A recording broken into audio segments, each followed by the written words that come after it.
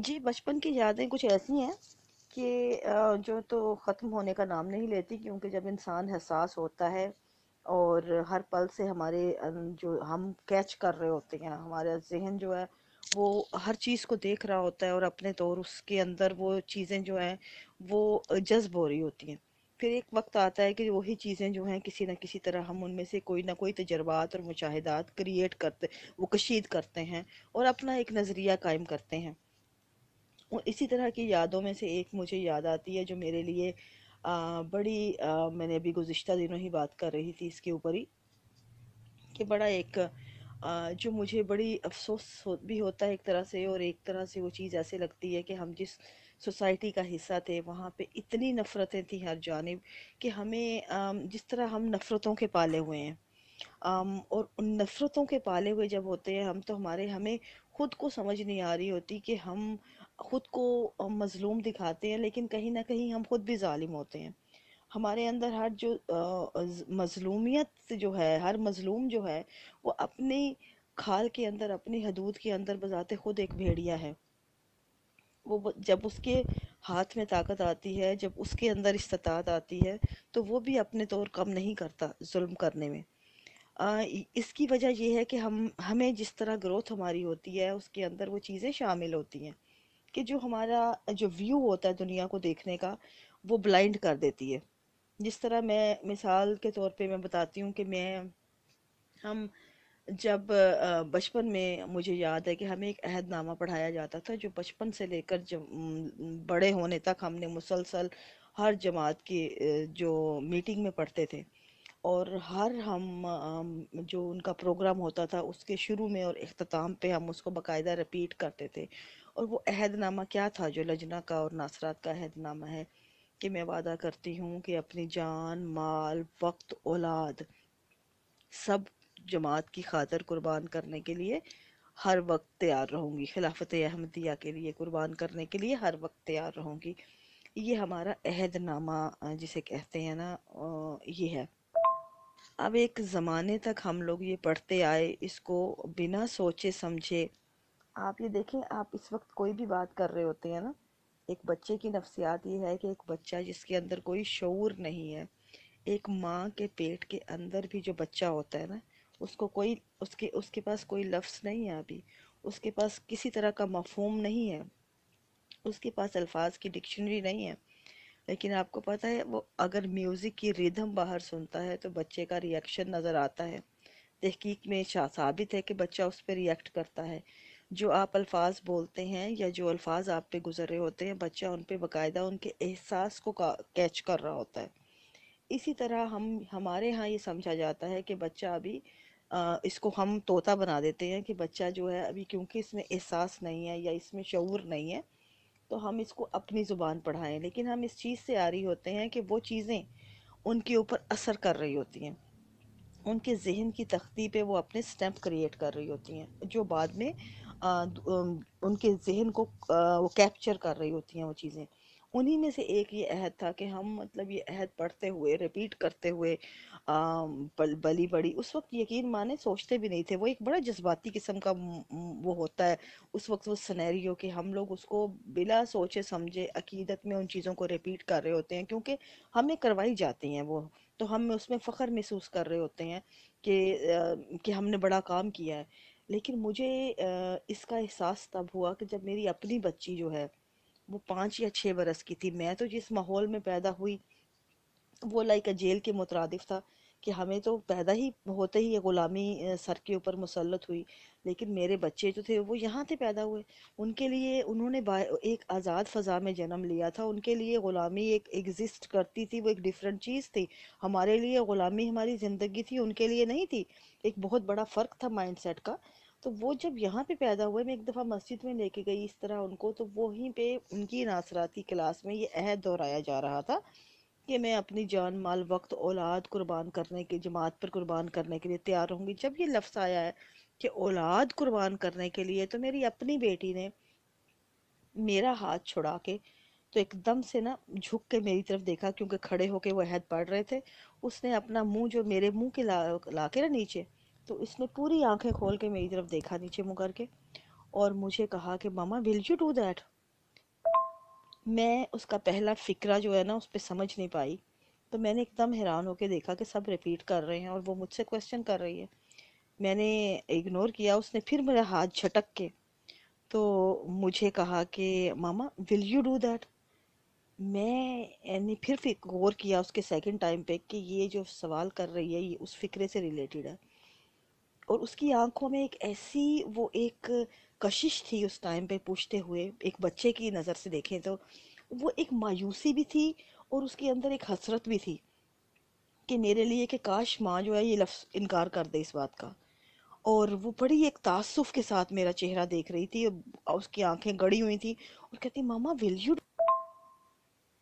جی عفاف، بالکل آپ درست کہہ رہی ہیں. جو لوگ روٹین میں ایک بات دہراتے رہتے ہیں ان کا تو دل و دماغ بھی شاید حاضر نہیں ہوتا، لیکن جو ایک نیا شخص ایک بات سمجھتا ہے کہ میں یہ جو کلمہ پڑھ کر ایک بات دہرا رہا ہوں تو اس کا مفہوم کیا ہے، اور جب وہ اس کے مفہوم کی ڈیپتھ کو سمجھتا ہے تو وہ واقعی اس کے ذہن میں کویسچن پیدا ہوتا ہے کہ کیا ایسا ایسا آپ کر دو گے، یعنی مجھے آپ قربان کر دو گے. تو یہ آف کورس بالکل سوچنے والی بات. اور یہ وہ باتیں دیکھیں آپ، ایسی باتیں ہوتی ہیں کہ ہم روٹین میں یہ چیزیں سوچ بھی نہیں رہے ہوتے کہ ان پہ بچوں کی نفسیات پہ کتنا اثر ہوتا ہے. ایک بچے کے لیے ماں یا باپ کا وجود جو ہے زمین پہ خدا کی مانند ہوتا ہے. ماں اس کے لیے خدا کی طرح ہوتی ہے جو اس سے رزق لے رہا ہوتا ہے، جس کی جسم کے حصوں سے جس کے ساتھ وہ تحفظ فیل کرتا ہے اس کی جسم سے نکلا ہے. اور اسی طرح باپ ایک چھت کی مانند ہوتا ہے جو اس کو زمانے سے محفوظ کرتا ہے. اس کے لیے تو خدا کا وجود بھی کوئی معنی نہیں رکھتا، اس کو تو ماں یا باپ چاہیے سب کچھ. اور اس ماں باپ کو آپ یہ کہہ رہے ہیں کہ بچوں کو قربان کر دو، اور بچوں کے ذہنوں پہ سوچو کہ ان پہ کیا اثر گزرتی ہے ان چیزوں سے، ان کی نفسیات کیسے مسخ ہوتی ہے، ان کا ذہن جو ہے کیسے ایک ان کے معصوم ذہنوں میں یہ الفاظ جو ہیں والدین کے لیے کیسے سوال کریٹ کرتے ہیں. اور اس کے بعد آپ سوچیں ان کے اندر اتنی بے یقینی کی کیفیت ہوتی ہے کہ وہ ایک زمانے تک اعتبار نہیں کر سکتے کہ یہ تو کسی ٹائم اٹھ کے ہمیں قربان کر دیں گے. ان کی نظر میں تو ہماری کوئی حیثیت ہی نہیں ہے. ان کو ان کی حیثیت یاد دلانے کا تو ہمیں موقع ہی نہیں ملتا کیونکہ ہم عقیدت میں اتنا ٹن ہوتے ہیں. اور یہ ہمارے ساتھ بیتی ہوئی ہیں، ہم بھی یہی کچھ سوچتے تھے، ہمیں نہیں احساس ہوتا تھا ان چیزوں کا. لیکن اب اپنے بچوں کے ساتھ جب گزرتے ہیں ایک ڈیفرنٹ ماحول میں تو ہمیں احساس ہوتا ہے کہ ہاں یہ چیزیں بچوں کے ذہن پہ الگ طرح سے اثر کرتی ہیں. الگ ماحول میں ہم پہ نہیں اثر کی کیونکہ ہم اسی معاشرے کا حصہ تھے، ہم اسی معاشرے میں تھے جہاں پہ ہماری سوچیں بند تھیں، سوچوں کو تالے تھے لگے ہوئے. جس طرح اسی کی ایک اور دوسری مثال دیکھ لیں کہ ہم جب بچے تھے چھوٹے تھے، مجھے یاد ہے کہ یہ جو اس وقت مرزا طاہر احمد صاحب کا ٹائم تھا، بلکہ اس سے پہلے تو مرزا ناصر احمد کا بتا دیتی ہوں کہ مرزا ناصر احمد صاحب کی جب وفات ہوئی ہے، مطلب مجھے یاد ہے ان کی جب دوسری شادی ہوئی ہے تب بھی مجھے یاد ہے. مجھے منصورہ جو ان کی بیگم تھی، آپا منصورہ انہیں کہتے تھے، مجھے وہ بھی یاد ہے. ان کے آخری ایام، ان کے بعد ان کی وفات ہوتی ہے، ان کے بعد ان کی مجھے وہ بعد میں یاد آتی ہے کہ جب ان کی دوسری شادی ہوتی ہے، ہم گو کے چھوٹے تھے، بہت چھوٹے تھے، لیکن مجھے ابھی بھی وہ باتیں یاد ہیں، سنائی دیتی تھیں کانوں میں ارد گرد سے اس ماحول سے کہ پتہ لگتا تھا خلیفہ صاحب کی شادی ہو رہی ہے، حضور کی شادی، حضور کی. تو سننے میں آتا تھا شادی کس سے ہو رہی ہے؟ شادی ایک نوجوان سے ہو رہی ہے. کہ آپ مطلب خود جو خلیفہ کی دوسری شادی ہے اور نوجوان سے ہو رہی ہے. چلو وہ بھی اس زمانے میں کہا جاتا ہے بھائی 100 طرح کی عقیدے کی دلیلیں دی جاتی ہیں، وہ میں ان پہ نہیں جاتی، جو بھی ان کے اپنے مسائل تھے. لیکن اس کے بعد جب ان کی بیمار ایک دم سے شادی ہوتی ہے اور وہ آنن فانن بیمار ہو جاتے ہیں، وہ سمجھ نہیں آتی تھی اس وقت کہ ابھی تو ان کی شادی ہوئی ہے، دولہا بنے ہیں، ہاروں کے اندر تصویریں الفضل میں آئی ہیں ان کی، انہوں نے خود تو ایک دم سے ان کو مبارکباد کا بھی وہ شور بھی ٹھنڈا نہیں پڑا تو وہ حضور جو ہیں وہ جا کے بیمار پڑ گئے ہیں، ہسپتال چلے گئے ہیں اور اتنی سیریس ہونے کی خبر آتی ہے کہ آنن فانن ان کی وفات ہو جاتی ہے. تو وہ ایک بڑا ایک عجیب سی بات تھی کہ ایک دم سے یہ کیا ہو گیا. اس زمانے میں تو نہیں ہمیں پتا تھا یہ چیزیں کہ کیا مسئلے ہوئے ہیں. اور مجھے یاد ہے کہ ہم اس وقت سکول میں تھے اور نا جس دن ان کی وفات ہوئی ہے مرزا ناصر احمد صاحب کی، تو ہمیں نا اسکول کے جو استاد تھیں، ٹیچرز تھیں نا جو احمدی تھیں، وہ پتہ کہ کہتی تھیں اس دن اتفاقاً یہ وہ ان کے ایسے الفاظ ہوتے تھے، ہائے حضور دیکھیں فوت ہو گئے، ابھی کل میں سوچ رہی تھی، حضور کے لیے دعا کر رہی تھی، جب پتہ لگا حضور بیمار ہیں، اتنی سجدے میں دعا کر رہی تھی پڑھ کے، تو اس ٹائم مجھے نا آسمان اتنا سرخ نظر آیا، اتنا سرخ تھا کہ کبھی آج تک اتنا سرخ تو ہوا ہی نہیں آسمان۔ اس وقت میرا دل دہل گیا کہ کوئی قیامت آنے والی ہے، جیسے ایسے لگ رہا تھا کہ کوئی بس کچھ ہو جائے گا، کوئی ایسی انہونی ہونے والی ہے جو آج تک نہیں ہوئی، اور دیکھیں وہ ہو ہی گئی نا۔ اللہ میاں نے اپنے خلیفہ کو اٹھا لیا ہمارے درمیان میں سے، یہی تو انہونی تھی۔ دیکھیں یہی مجھے کل کا اشارہ مل رہا تھا، میرا دل کہہ رہا تھا، مجھے آسمان کی ہر حرکت بتا رہی تھی، مجھے آسمان کے اوپر جو لالی چھائی ہوئی تھی نا، جو سرخی، وہ مجھے نظر آ رہی تھی، وہ بتا رہی تھی اپنے خود سے کہ کچھ ہونے والا ہے۔ یہ ہمارے ٹیچرز کے الفاظ مجھے آج تک نہیں بھولتے، یہ ایسے وہاں باقاعدہ تبصرے ہمارے ارد گرد، اور ہم معصوم ذہن ہوتے تھے، ہمارے لیے تو وہ بڑی بات تھی نا۔ اب جب آپ کے اساتذہ جو ہیں وہ ایسی باتیں کر رہے ہیں آپ کے سامنے، ارد گرد ایسا ماحول ہے، تو آپ کے ذہن وہی چیزوں کو کھلے رہے ہوتے ہیں کہ جس طرح بہت بڑی قیامت ہوئی ہے۔ وہی جب ہم بڑے ہوتے ہیں تو وہی باتیں جب ہم نوجوانوں کی محفلوں میں بیٹھتے ہیں، یا بڑے جو سنجیدہ لوگ ہوتے ہیں، یا سمجھ لیں جو بالغ لوگ ہوتے ہیں، ان کی محفلوں میں جب ہم بیٹھنے لگے تو سمجھ آئی کہ وہ ڈرامہ کیا ہوا تھا۔ بھئی آپ نے مطلب ان کو جس طرح کی ان کی جسمانی حالت تھی، اور ان کی شادی ہوئی ان کو لے ڈوبی، مطلب شادی ہی ان کو لے گزری، کیونکہ آپ نے مطلب سیدھی سی بات ہے ان کی جسم اور ان کی صحت کی پرواہ کیے بغیر جب آپ سنتیں پوری کرنے چلیں گے تو کچھ تو اس کا نکلے گا نا، انجام ہوگا۔ تو یہ مطلب پورا ایک جو سلسلہ چلا، اس کو کتنی دیر تک چھپایا جا سکا؟ ہمارے بچپن، صرف اتنی دیر تک کہ ہمارے بچپن سے جوانی تک ہی چھپایا جا سکا، کیونکہ جب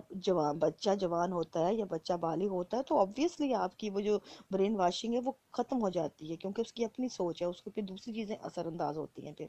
تو ہم پہ بھی وہ بچپن کے ٹائم وہ جو لالی سرخی چھائی تھی، وہ جو آسمان پہ قیامتیں آئی تھیں جو عذاب کی، وہ ہمیں چھٹ گئی نا، وہ ایک دم سے نظر آ گیا، تصویر کشی اس کی منظر کشی ہو گئی کہ پیچھے بیہائنڈ دا وہ سین کیا چلا تھا، جو پورا سینیریو۔ اور ربا کے لوگ ہی باتیں کرتے تھے، یہ نہیں کہ باہر سے کسی نے کی ہوں، باہر کے لوگ تو اب اٹھ کے کرنے لگے ہیں، جو آپ کو اب سوشل میڈیا پہ اب حال میں یہ چیزیں نظر آنے لگی ہیں باہر، لیکن یہ تمام چیزیں ربوہ میں لوگ ہنس ہنس کے مذاق کرتے تھے اس وقت۔ مجھے یاد ہے کہ ہمارے ارد گرد بھی جتنے لوگ ہوتے تھے وہ ہنس کے مذاق کرتے تھے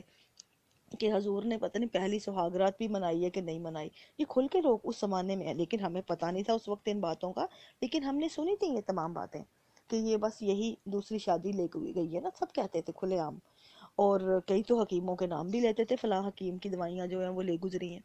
وہ ان کا مطلب ان کی وجہ سے گئے ہیں۔ تو مطلب یہ چیزیں اس زمانے میں تھیں۔ پھر اس کے بعد آتے ہیں جب یہ خلیفہ ناصر کی وفات ہوئی ہے، اور اس کے بعد یہ ان کی آتی ہے، ہاں آپا طاہرہ جو ہے، ان کے بارے میں جو ڈرامے چلتے تھے ان کا، کیونکہ وہ نئی تھی، اور ان کے بارے میں جو بڑے شروع شروع میں سوالات لوگ اٹھاتے تھے، اب خلیفہ دوسرے خلیفہ سے شادی کر لیں گی، وہ خلیفہ کی بیوی ہیں، ان کو خلیفہ سے ہی شادی بنتی ہے، عام بندے سے تو کر نہیں سکتی۔ دیکھیں خلیفہ کی بیوی تو خلیفہ سے، مطلب مرزا طاہر کے پیچھے پڑے ہوئے تھے لوگ کہ ان سے شادی کسی طرح کر لیں وہ نا، لیکن وہ اس لیے ان کا جواز یہ دیتے تھے خلیفہ کی بیوی ہے وہ خلیفہ کے لیے ہی رہے گی۔ اب سوچیں ایک نوجوان خاتون، آپ نے ساری عمر بیٹھی رہی،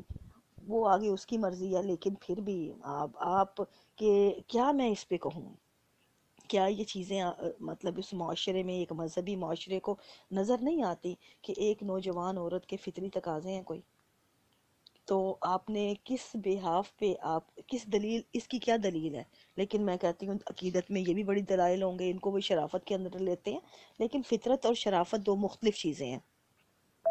میں نے آج تک اپنی زندگی میں شریف وہی دیکھا ہے جس کا داؤ نہ لگا ہو، جس کا داؤ لگ جاتا ہے۔ بڑے بڑے شریف وہ دیکھے ہیں جو داڑھیوں والے ہوتے ہیں، اور جتنے زیادہ وہ شریف نظر آتے ہیں وہ اندر پردہ اتنے ہی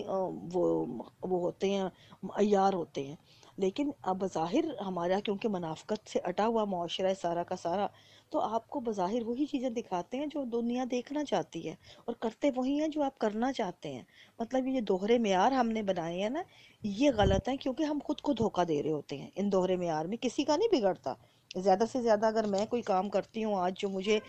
دنیا کو نہیں دیکھنا چاہیے، جس طرح میں اب بول رہی ہوں، میں چاہوں تو منافق بن کے بھی رہ سکتی ہوں، خاموش رہ سکتی ہوں، میرا تو کچھ نہیں جانا، مطلب مجھے کوئی مفاد نہیں ہے، لیکن اس کا کیا فائدہ ہوگا؟ میرا اپنا، میں اپنا آپ کو چل رہی ہوں گی، میں اپنے آپ کو اندر سے دھوکہ دے رہی ہوں گی۔ تو مطلب ہمارے ہاں یہ بڑا